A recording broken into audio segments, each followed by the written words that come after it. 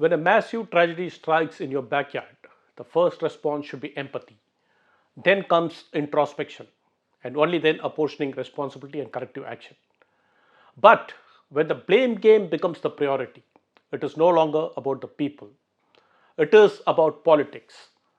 Tamil cinema superstar turned politician Vijay's response to a tragic crowd crush in Karur, where 41 people lost their lives, offers a textbook example of this shift. Why? Let's break it down.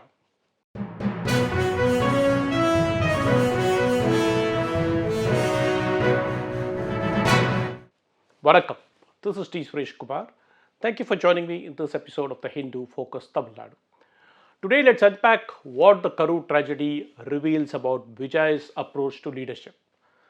Last Saturday night in Karur, Vijay's political rally drew massive crowds.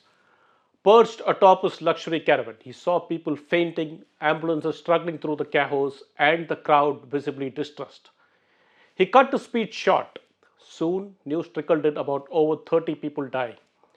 But instead of rushing to the hospital or meeting those affected, Vijay left for Chennai in a chartered flight. Leaders of his Tamil Vetri Kalagam, the TVK, were nowhere around. Instead, it was functionaries from the ruling DMK and even the opposition AIDMK who helped manage the crisis on the ground. 3 days later, Vijay finally released a short video. In 4 minutes and 42 seconds, his core message was simple: I am not responsible, the government is. Yes, crowd management is also government responsibility.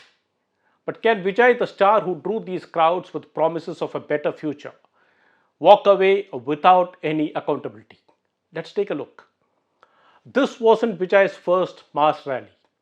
His Unga Vijay Navare tour, a Saturday only political roadshow, had already showed signs of chaos. In Tirchi, traffic was paralyzed for hours. Fans were out of control, riding bikes recklessly, clinging to trees, poles, even transformers to catch a glimpse of the idol. It was unsafe, undisciplined, and unregulated. And Vijay did nothing to prevent a repeat, never once calling for restraint. On the day of the Karur rally, Vijay was supposed to speak first in Namakkal at 8:45 am, but he actually left Chennai only around that time. He was to speak in Karur at noon. Crowds had gathered from the morning, baking in the heat with no shade, water, or basic facilities. But Vijay arrived 7 hours late, bringing even more followers with him along the highway. The crowd density surged, panic set in. People tried to climb generator enclosures to get a view. The structure collapsed, lights went out, then came the deadly crowd crush, which is a known risk in overcrowded spaces. The key point here is until late afternoon, the crowd was manageable. Had Vijay arrived on time, this tragedy could likely have been avoided. Instead of acknowledging this, Vijay has pointed fingers at the ruling DMK, hinting at sabotage in Karur. Why did this happen only in Karur, he asked, despite his rallies in 5 other districts? But his claim does not hold up. Fainting incidents were reported at multiple venues, including his debut public meeting in Vikramandi last year, where over 400 collapsed.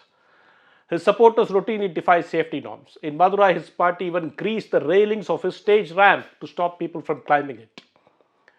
Vijay has not presented evidence against the DMK yet.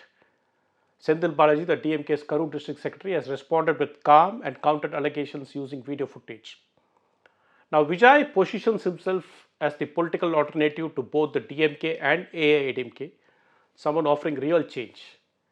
But what kind of change is this? His rallies resemble film promotions more than political conferences. There is hero worship, punchlines, and mass hysteria, but little substance. He mocks critics who say he lacks vision, yet offers no roadmap. His speeches are cinematic, his style is top down, not participating. Worse, his party and Vijay have been tolerating dangerous rhetoric. One of his lieutenants, Adav Arjuna, even called for a Sri Lanka and Nepal type Gen Z uprising in Tamil Nadu, a message he later had to retract. Vijay has stayed silent. So far, Vijay has not reprimanded any party members or acknowledged planning failures. Why? Possibly because his fan base remains loyal, unaffected by the Karur tragedy. His core support base has not dented even a bit due to their complete faith in him. They only blame the government for the tragedy. Now, that is something that is worrying. Because if a leader's support survives despite a preventable tragedy, it signals that accountability does not matter. In fact, leaders take this as an endorsement that popularity is all you need. Vijay often invokes the legacy of stalwarts like MGR, Annadurai, and even Vijaykanth. But these leaders led them with care.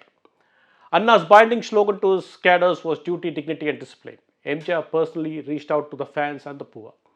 Vijaykanth always advised his cadre to reach home safely after conferences. If Vijay truly wants to step into their shoes, he must go beyond the theatrics. He needs to show leadership, take responsibility, and correct course. Otherwise, he risks becoming just another name in Tamil Nadu's long list of politicians, indistinguishable from the very system he claims to challenge. On that note, this is D. Suresh Kumar signing off. I shall meet you in another video. Thank you.